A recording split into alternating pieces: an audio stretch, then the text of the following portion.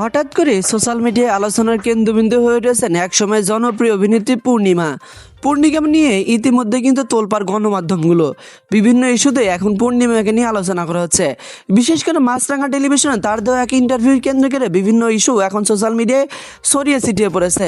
বিশেষ করে তার ব্যক্তিগত জীবন, তার প্রেম ভালোবাসা সব কিছু মিলে উত্তপ্ত গণমাধ্যমগুলো। তো পূর্ণিমাকে জিজ্ঞেস করা হয়েছিল, আপনি যখন অভিনয়ে এসেছেন তার আগে অভিনয়ে আসার জন্য আপনাকে কী কী কাজ করতে হয়েছিল, মানে অভিনয়ে ঢোকার জন্য আপনাকে কোন কোন প্রক্রিয়া অবলম্বন করতে হয়েছিল। আর সেই কথোপকথনগুলো বলে ইতিমধ্যে কিন্তু ভাইরাল বনে গেছেন পূর্ণিমা। শুধু এই কথোপকথন নয়, তার ব্যক্তিগত বিভিন্ন ইস্যুতেও আলোচনার কেন্দ্রবিন্দু হয়ে উঠেছেন পূর্ণিমা। তবে পূর্ণিমার এইসব বিষয় নিয়ে ইতিমধ্যে কিন্তু বিভিন্ন চ্যানেলে নিউজ হয়ে গেছে এবং বিভিন্ন ইস্যুতে আলোচনাও শুরু হয়ে গেছে। তবে পূর্ণিমার মুখ থেকে ক্লিয়ারভাবে কেউ কথোপকথন শোনেননি। তো আজকের ভিডিওতে আমরা পূর্ণিমার মুখ থেকে সেই কথোপকথনগুলো আপনাদের মনোযোগ সহকারে শোনানোর চেষ্টা করব। তো মনোযোগ সহকারে আপনারা পুরো ভিডিওটা মনোযোগ সহকারে দেখুন, তাহলে পূর্ণিমার ব্যক্তিগত জীবন সম্পর্কে আপনারা খুব সহজেই বুঝতে পারবেন এবং অভিনয়ে আসার জন্য তাকে কোন কোন প্রক্রিয়া অবলম্বন করতে হয়েছিল, যেটা সবচেয়ে বড় প্রশ্ন যে পূর্ণিমা আসলে অভিনয় জগতে কীভাবে আসলেন বা কবে থেকে শুরু করলেন, এইসব প্রশ্নই কিন্তু আপনারা বারবার করেন। তো এইসব প্রশ্নের উত্তর পূর্ণিমা নিজেই দেবেন এবং নিজেই এইসব কথোপকথন বলেছেন, যেগুলো ইতিমধ্যে সোশ্যাল মিডিয়ায় ফেসবুক, ইউটিউব, টিকটকে ছড়িয়ে ছিটিয়ে পড়েছে। তো চলুন আমরা পূর্ণিমার মুখ থেকে সেই কথোপকথনগুলো একটু মনোযোগ সহকারে শুনে আসি। শোনার পরে আপনি আপনার গুরুত্বপূর্ণ মন্তব্য আমাদের ভিডিওর কমেন্ট বক্সে জানাতে ভুলবেন না। এত লজ্জা পাচ্ছ কেন তুমি? আমাকে এভাবে করে কেউ কখনো বলেনি, আপনি প্রথম বললেন। এটাই লজ্জা। How dare you! তোমার সাহস হলো কি করে বাংলা এবং ইংলিশ দুটোই বলতে? এই ঘুরান দিয়ে এসে তারপরে গিয়ে চুল টুল উড়ে টুড়ে যেয়ে, আর আমি জানতাম না যে কোনো কলেজে এভাবে ওপেন বুকস নিয়ে এফডিসির ওই ইউনিভার্সিটিতে চান্স পাওয়াটা খুব কঠিন প্রথম সিনেমায় এর জীবন তোমার আমার, তার আগে তোমাকে অনেক গ্রুমিং করতে হয়েছিল। সেই গ্রুমিং পার্টটা খুব ইন্টারেস্টিং, আমি শুনেছিলাম একবার। বলো না আরেকবার। আমাকে যখন নায়িকা হিসেবে সিলেক্ট করা হলো, তখনও না আমি টের পাচ্ছিলাম না যে আমি নায়িকা, চিত্রনায়িকা। এটা যাতে নিতে পারি, আমার চোখ যাতে ছোট না হয়ে যায়, বা ডায়লগ রিফ্লেকশন বোর্ড বলে যেটাকে। সো ওটা যখন আরো ডাবল দেয় তখন হচ্ছে চেহারাটা ব্রাইট হয়। রিফ্লেকশন বোর্ডে কিন্তু চোখ ছোট হয়ে আসে, নর্মাল কোনো মানুষ তাকাতে পারবে না। তো ওটা যাতে আমি নিতে পারি এবং আমার চোখ যাতে ছোট ছোট না হয়ে আসে, ডায়লগ বলতে গিয়ে যাতে চোখে পানি না চলে আসে, তো এভাবে করে সূর্যের দিকে তাকিয়ে থেকে প্র্যাকটিস করতে বলেছে। আর ভোরের সূর্যেরটা অতটা ক্ষতিকারক না। এটা 15 মিনিট গেল, তারপরেই চলে আসতো গাড়ি। তোমার ম্যানুয়াল গিয়ারের একটা জিপ আসতো। জিপ এসে তখন হচ্ছে আমাকে গাড়ি চালানো শেখানো হয়েছে। তখন ক্লাস 8-এ পড়তে না? ক্লাস 8-এ পড়েছি। তো এত বড় জিপ ম্যানুয়ালি গিয়ার দিয়ে শেখাটা অনেক কষ্টকর ছিল। তো তখন হচ্ছে এই বাসা ছিল আমার হাতির পুলে, ওখান থেকে একটা সময় সিনেমায় খুব জনপ্রিয় একটা জুটি ছিলেন মেগাস্টারের শাকিব খানের সাথে তিনি অভিনয় করেছেন। এমনকি তার সাথে সবচেয়ে বেশি অভিনয় করেছেন নায়ক মান্না। নায়ক মান্নার সাথে তিনি বেশ কিছু ছবি করেছেন। মজার বিষয় হলো তার প্রত্যেকটা ছবি কিন্তু সুপার ডুপার হিট ছিল। পূর্ণিমার সেই মনোমুগ্ধকর রোমাঞ্চকর দৃশ্য, সব অ্যাকশন দৃশ্য, সকল কিছু মিলিয়ে পূর্ণিমার অভিনয় একদম সুপার ডুপার হিট। মাঝে মাঝে তাকে নিয়ে সোশ্যাল মিডিয়ায় আলোচনা হয়, বিভিন্ন সময় তাকে খোঁজা হয়, কিন্তু সিনেমা জগৎ থেকে তিনি অনেক দিন হলেই দূরে রয়েছেন। ব্যক্তিগত ইস্যুতেই তিনি সিনেমার কাজ ইতিমধ্যেই কিন্তু বন্ধ করে দিয়েছেন। কিভাবে ফাইটের।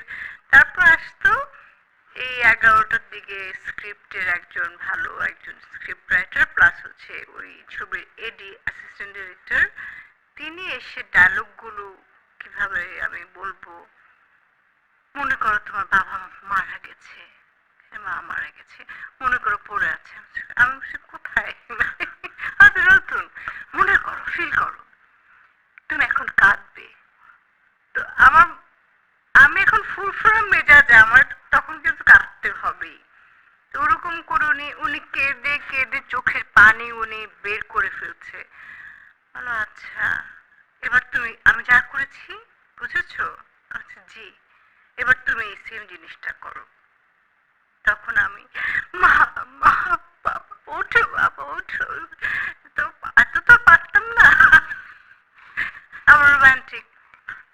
এখন তোমার সামনে নায়ক এসেছে, নায়ক আসলে লজ্জা পাবে, লজ্জাটা পাও। আমি কিভাবে লজ্জা পাবো? কোথায় নায়ক? আর নায়ক আসলে লজ্জা পাবো কেন? মানে আমার মাথাতে এই ধরনের উদ্ভট প্রশ্ন করতো, কিন্তু আমাকে তো জিনিস শেখাতে এসেছেন, সেটা তো সিনেমার জন্য দরকার। সে নায়ক এসেছে তোমার সাথে, প্রথম ধাক্কা খেলো, এক্সপ্রেশনটা দাও। মনে করো আমি নায়ক, ধাক্কা খেলো, এখন ওনার সাথে ধাক্কা খেয়ে আমার কি এক্সপ্রেশন আসবে? এই টাইপের আমার লজ্জার এক্সপ্রেশন কিভাবে দিয়েছিলে তারপরে? ওই সময় আমি দিতেই পারিনি লজ্জার এক্সপ্রেশন। পরে যা শিখেছো একটু পরে যা দেখাও না। শিখে এখন, এখন লজ্জার এক্সপ্রেশন আসলে তো মনে করো তুমি নায়ক, এখন তুমি তাকালে আমার দিকে। ধরো আমি নায়ক রিয়াজ, তুমি এখন লজ্জা পাও। ওকে, তুমি কিছু একটা তো বলতে হবে। পূর্ণিমা তোমাকে অনেক সুন্দর লাগছে।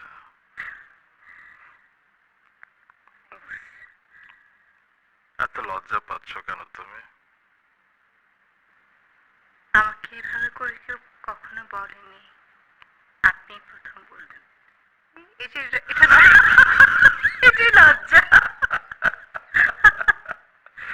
আর ধাক্কা খাওয়ার পর কিরকম এক্সপ্রেশন? ধাক্কা খাওয়ার পর তো ভাই যেটা প্র্যাকটিস করেছে এক জিনিস, আর যখন সেটে গিয়েছি ধাক্কা তো 3 বার, ঠাস ঠাস করে 3 বার। 3 বার টেক নিতো? না না, নিত আচ্ছা। একবারই, পরে দুটোকে কাটিং করে 3 বার করা হতো। এই যে ঘুরছে, স্লো মোশন তো বুঝতাম না সত্যি কথা, কিন্তু ঘুরে এই ঘুরান দিয়ে এসে নামাঙ্গন থেকে দূরে রয়েছেন বেশ কিছুদিন আগে থেকে, তবে দূরে থাকলে কি হবে, নেট দুনিয়ায় তাকে নিয়ে মাঝে মাঝেই সমালোচনা হয়। পূর্ণিমা এমন একটা নায়িকা যাকে নিয়ে মাঝে মধ্যে সমালোচনা না হলে যেন সোশ্যাল মিডিয়ায় চলে না। পূর্ণিমাকে নিয়ে মাঝে মধ্যে যে গুঞ্জন রটে, সেই গুঞ্জনটা পরবর্তীতে দেখা যায় এটা মিথ্যা একটা গুঞ্জন ছিল। পূর্ণিমা একটা সুপারহিট নায়িকা, দ্বিতীয়বার আর কি বলবো। নেওয়ার জন্য। আরেকটা হচ্ছে বইগুলো আমরা ওপেন এরকম করে নিয়ে যাচ্ছি, কোনো ব্যাগও নাই আমার, ঠিক আছে? মানে বই সহ উড়ে টুড়ে ধাক্কা দিল, চোখে দেখেন না, আপনি জানেন আমি কে? তারপর বইগুলো উঠিয়ে মানে কেউ একজন বই ওঠাতে গিয়ে এরকম হয়। তো এই টাইপের আমাদের একটা ইউনিভার্সিটি কিন্তু এফডিসি, এখান থেকে আমরা সবাই পাস করেছি। 9 নম্বর ফ্লোরের ওখানে ওই যে ওখান একটা সিঁড়ি থেকে আছে। সব নায়ক নায়িকা পাস করে এবং ধাক্কা খেয়ে। কিছু কমন ডায়লগ থাকে না যে আপনার বাসায় কি বাপ ভাই এরকম নাই? না, ওগুলো ছিল না, কারণ বেশিরভাগ ছবিতে নায়িকা একটু বড় লোকের মেয়ে থাকতো। তো এফডিসির ওই ইউনিভার্সিটিতে চান্স পাওয়াটা খুব কঠিন একটা বিষয়। হাসছো কেন তুমি? আমি তো সত্যি সত্যি ঘটনা বলছি, সত্যি ঘটনা অবলম্বনে। তারপরে তো এফডিসির ওই ইউনিভার্সিটিতে পাস মানে নর্মাল গরিব ছেলেরা যেরকম থাকে যে ও ভর্তি হয়েছে এখানে, আর আমি গাড়ি থেকে প্রথমে পাটা বের করে স্লো মোশনে হেঁটে হেঁটে যাচ্ছি, তারপর এক গরিবের ছেলের সাথে ধাক্কা খাচ্ছি, ওটাই যে নায়ক। চোখে দেখো, আর আমার তো সানগ্লাস পরা, তো চোখে দেখো না। এখন আবার হিরোরও ডালো থাকে, ম্যাডাম সানগ্লাসটা আপনি পরে আছেন, চোখে আপনারও দেখা উচিত ছিল। হাউ ডিয়ার ইউ, তোমার সাহস হলো কি করে? বাংলা এবং ইংলিশ দুটোই বলতে পুরো কবে? হ্যাঁ, do you know who I am? তুমি জানো আমি কে? মানে আমি ইংলিশ বলছি অ্যান্ড ট্রান্সলেট করছি সামহাউ। সো আপনি যেই হন নায়কের কথা, আপনি যেই হন না কেন, আপনি ধনীর দুলালি কোনো বড় লোকের দেমাগি মেয়ে হবেন, এরকম টাইপের কিছু থাকতো। ইউ শাট আপ, চুপ, একদম চুপ, মুখ মজা লাগতো যে আমি কোনো হয়তো বা বড় এমপির মেয়ে বা মন্ত্রীর মেয়ে বা কোনো একটা বড় গ্রুপে ডনের কোনো বোন বোন। হই, এরকম ক্যারেক্টার গুলো থাকতো। আর মজা লাগতো। যদি থাকে না যে নায়িকারা না বলে চিৎকার দিত, যে তোমাকে নিশ্চয় এরকম অনেক কিছু করতে হ্যাঁ হ্যাঁ, হবে। না তো কমন, না থাকবেই। কত জোরে তুমি না বলতে পারো দেখি না। এখন কি তুমি আমার নাচ শুনতে চাচ্ছ? কেন?